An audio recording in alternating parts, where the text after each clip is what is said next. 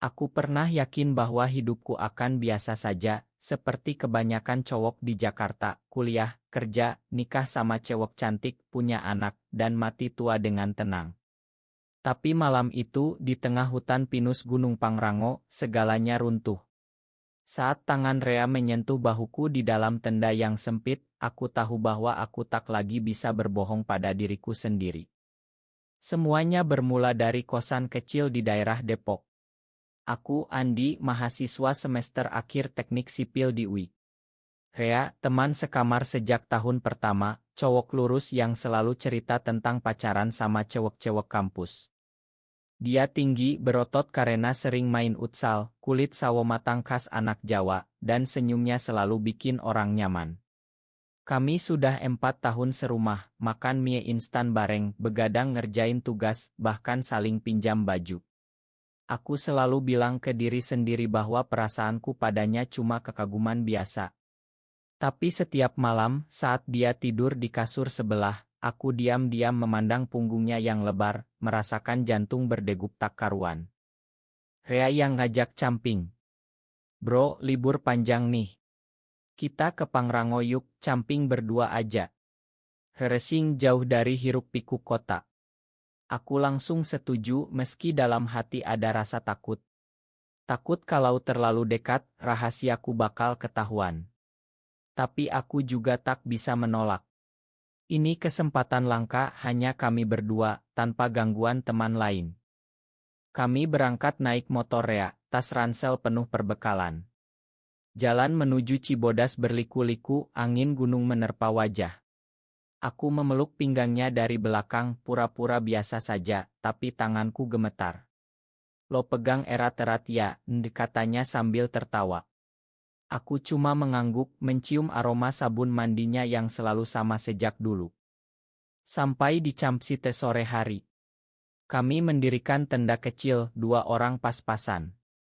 Api unggun dinyalakan, kami bakar jagung dan sate ayam yang dibawa dari bawah. Malam semakin larut, bintang-bintang bertaburan di langit Jawa Barat yang jarang kujumpai di Jakarta. Rea cerita tentang mantannya yang baru putus, cewek bernama Rina. Gue capek sih, di cewek-cewek kok ribet ya.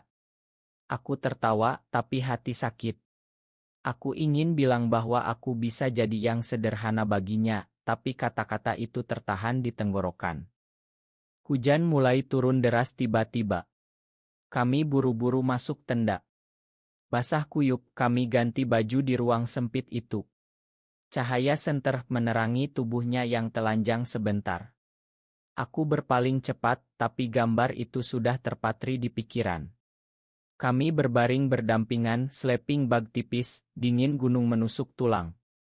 Dingin banget ya, gumam Rea. Tanpa pikir panjang, dia merapat, peluk aku dari samping seperti peluk bantal. Biar hangat, bro.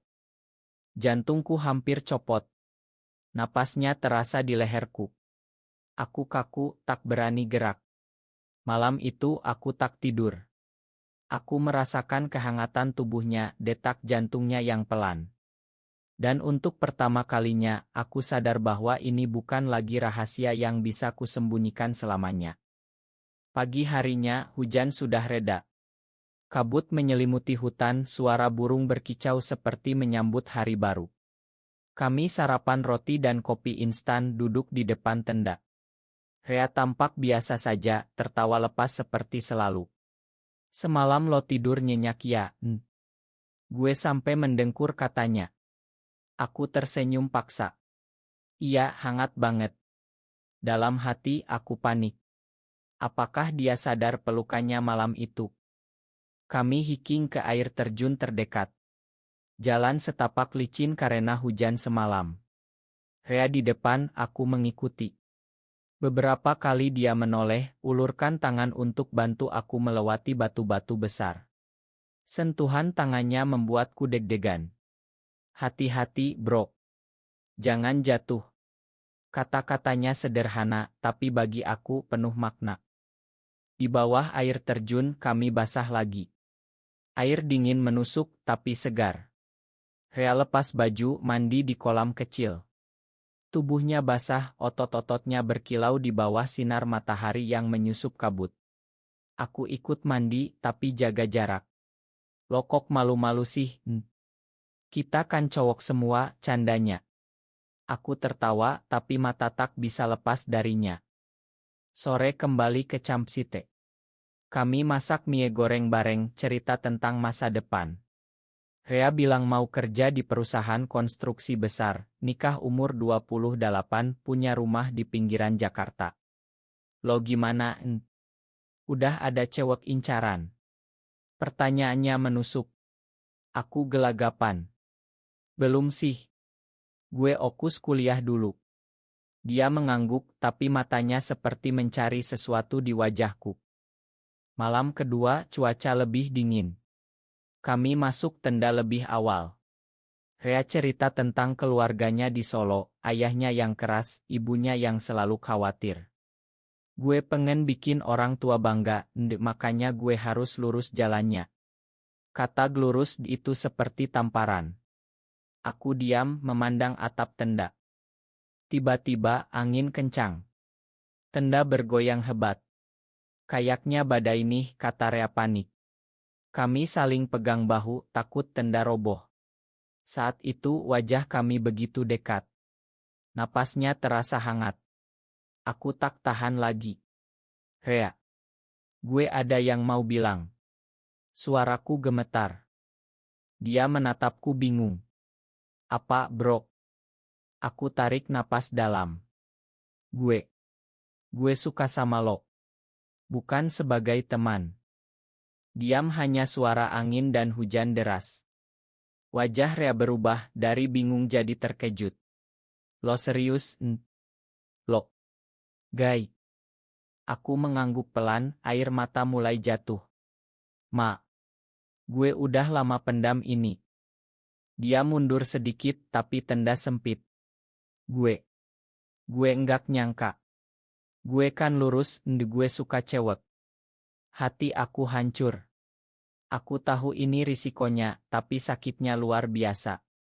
Malam itu kami tidur membelakangi, tak ada kata lagi. Pagi ketiga, suasana canggung. Kami bungkus tenda dalam diam. Rea sopan, tapi jarak terasa. Kita pulang yuk, katanya datar. Perjalanan turun gunung sunyi. Aku di belakang memandang punggungnya yang kini terasa jauh. Sampai kosan malam hari. Kami masuk kamar masing-masing tanpa bicara banyak. Aku tak tidur, menangis diam-diam. Besoknya, Rea bilang mau pindah kos. Gue cari yang lebih dekat kampus, alasannya. Aku tahu itu bohong. Beberapa minggu kemudian, Rea jarang pulang. Dia lebih sering nongkrong sama teman utsalnya. Aku sendirian di kosan, merasa kosong. Kuliah terasa berat. Aku mulai hindari dia, takut melihat wajahnya yang kini dingin. Tapi suatu malam, Rea pulang larut. Muka merah, bau alkohol. Gue mabuk nih. Dia duduk di kasurku. Aku terkejut, tapi biarkan. Gue mikirin kata-kata lo terus, katanya pelan. Gue bingung. Gue takut. Aku diam, tak berani harap. Malam di tenda itu. Gue juga merasa hangat sama lo. Tapi gue nggak ngerti ini apa. Air mataku jatuh lagi. Lo nggak harus ngerti sekarang, ah. Dia pegang tanganku. Gue nggak mau kehilangan lo sebagai teman. Tapi, gue nggak tahu kalau ini lebih. Kami pelukan malam itu bukan sebagai kekasih, tapi sebagai dua orang yang saling membingungkan satu sama lain. Aku tahu ini baru awal konflik besar. Beberapa bulan berlalu. Rea mulai cerita lebih dalam. Dia bilang pernah ragu saat kecil, tapi ditekan keluarga. Di Solo, kalau cowok suka cowok, dianggap aib. Aku cerita perjuanganku, bagaimana aku sadar sejak SMA, tapi selalu sembunyi. Kami semakin dekat lagi, tapi dengan hati-hati. Kadang pegangan tangan diam-diam, kadang peluk saat tak ada orang. Tapi Rea masih bilang dia lurus. Gue coba pacaran lagi sama cewek, katanya suatu hari. Hati aku sakit, tapi aku dukung. Dia pacaran sama Salsa, teman kampus. Aku pura-pura senang, tapi malam-malam menangis. Rea semakin jarang cerita, tapi matanya selalu mencari aku saat di kosan. Suatu hari, Salsa putusin Rea. Katanya gue terlalu cuek, cerita Rea sambil tertawa pahit. Malam itu, dia minta tidur di kasurku. Dingin, alasannya lagi. Kami berpelukan dan kali ini bibirnya mendekat. Ciuman pertama lembut penuh keraguan. Gue takut, bisiknya. Aku peluk erat. Kita hadapi bareng. Tapi kebahagiaan itu singkat. Teman Utsal Rea curiga. Lo kok aneh akhir-akhir ini sama Andi. Gosip mulai menyebar di kampus. Konflik semakin memuncak saat keluarga Rea datang ke Jakarta. Ayahnya, Pak Polisi di Solo, mau lihat anaknya. Kami pura-pura biasa, tapi tegang. Saat makan malam di warteg, ayah Rea tanya, kapan kamu bawa pacar cewek pulang? Rea gelagapan. Belum ada yang serius, yah. Pulang ke kosan, Rea marah pada dirinya sendiri. Gue nggak bisa gini terus, gue harus normal. Kata normal itu menusuk. Kami bertengkar hebat pertama kali. Lo pikir gue pilih jadi gini? Gue juga takut, Dia keluar kosan tak pulang seminggu. Aku panik, telepon tak diangkat. Akhirnya dia pulang muka pucat. Gue coba pacaran lagi tapi nggak bisa. Setiap cium cewek, gue mikirin lo. Kami berpelukan lagi lebih erat. Hubungan kami mulai rahasia, penuh gairah tapi juga ketakutan. Kami belajar saling mengerti, saling dukung.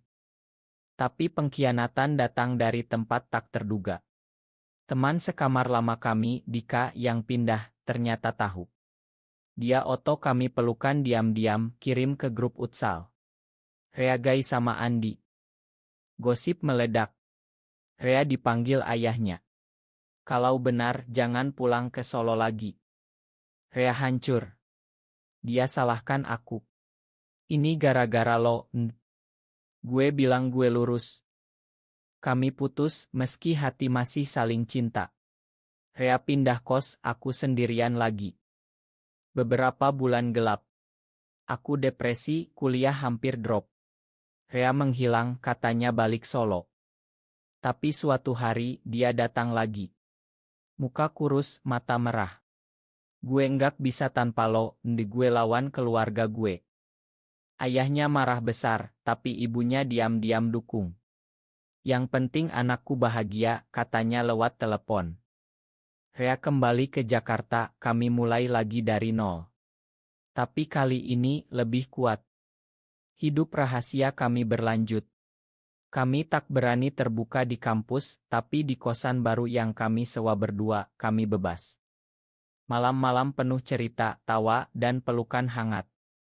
Rea belajar terima dirinya, aku belajar sabar. Tapi masyarakat tak selalu baik. Saat jalan di mal, ada yang bisik-bisik. Itu cowok kok mesra banget.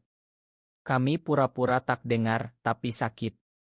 Suatu hari ada demo anti di depan kampus. Plakat-plakat penuh kebencian. Rea gemetar.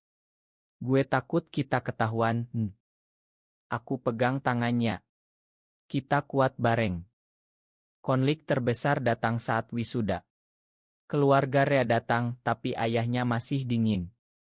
Saat oto bareng, ayahnya bilang, kamu harus nikah sama cewek, Jangan nodai nama keluarga. Rea menangis di kosan.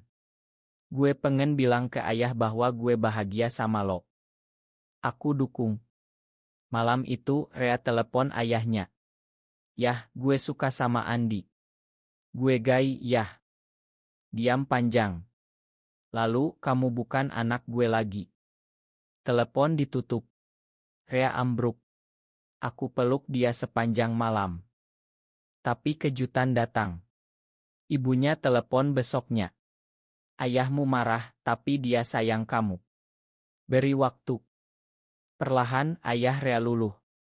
Saat ulang tahun Rea, dia datang ke Jakarta, peluk anaknya. Yang penting kamu bahagia, nak. Air mata kami semua. Beberapa tahun kemudian kami tinggal di apartemen kecil di Jakarta Selatan. Rea kerja di perusahaan konstruksi, aku di biro arsitek. Kami tak menikah resmi, tapi komitmen kami kuat. Kami ikut komunitas Ultrahasia, bantu orang-orang seperti kami yang masih berjuang. Cerita camping itu selalu kami kenang sebagai awal segalanya. Malam itu memang mengubah segalanya. Dari teman sekamar lurus, Rea jadi pasanganku yang setia. Kami belajar bahwa cinta tak selalu lurus, tapi bisa indah dalam liku-likunya. Di tengah masyarakat yang masih keras, kami pilih bahagia dengan cara kami. Tak ada akhir bahagia sempurna, tapi ada penerimaan, pengampunan, dan cinta yang dalam. Aku pernah berpikir hidupku biasa saja. Tapi malam di gunung itu membuktikan, kadang Tuhan punya rencana lebih indah, meski melalui jalan berliku. Kini, setiap camping kami lakukan berdua, tenda kecil, api unggun, dan pelukan hangat. Tak ada lagi rahasia. Hanya kami dan cinta yang kami jaga.